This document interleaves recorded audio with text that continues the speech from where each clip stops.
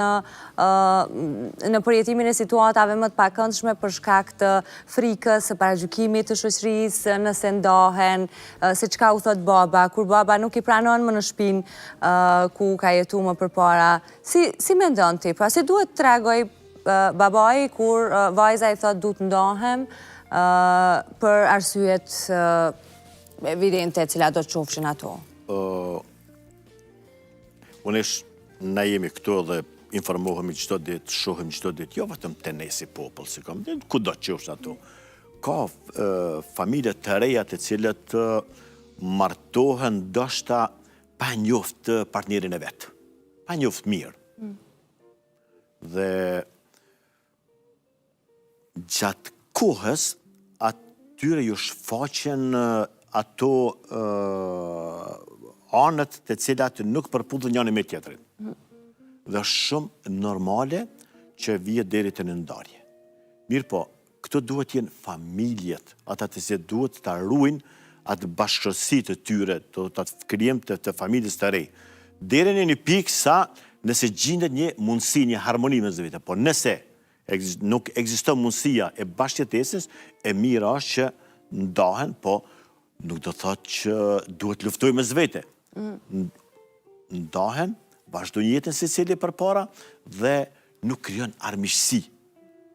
Ajo është më e mira. Bitet gjitha, s'poko, duhet edhe ndarje të vijë me një mirë kuptim. Nuk mos me jetu, nuk ka problem, e ndan edhe ditën e mirë.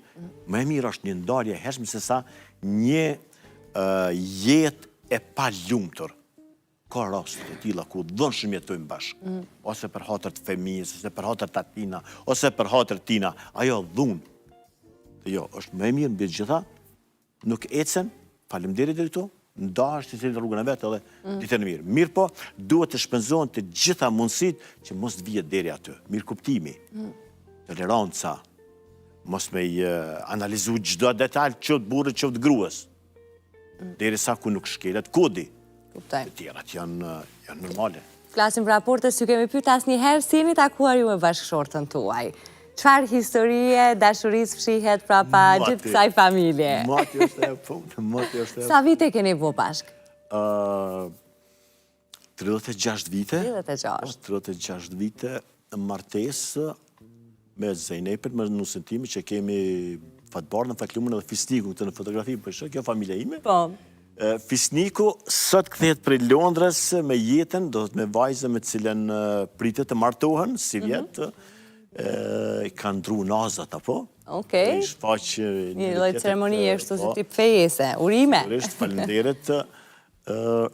Me nusën time normal jemi takue në qytet me ndonjë mësit kështu, me ndonjë lidhje të parafort, dikush që ka intervenue mes nesh me na njoftua, kështu ka qenë atë përpara.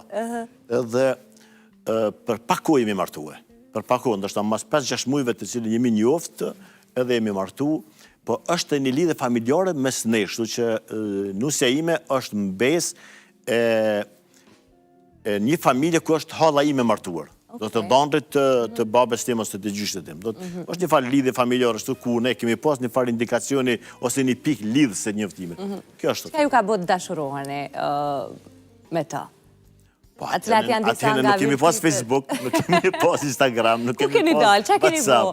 Sa romantik ke ditë me qenë në ato rrethana të asaj kohe? Kanë ekzistuar, do të jeta ka, edhe atëherë ka ekzistuar, nëpër kudo i kafeteri, restorane ka pas shumë pak.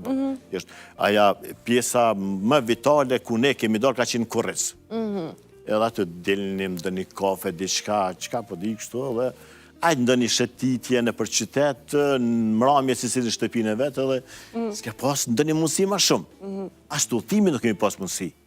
Jo që s'kemi pas aspekte material, jo, mirë po, kushta ka qenë të tilla? Kushta ka qenë të tilla dhe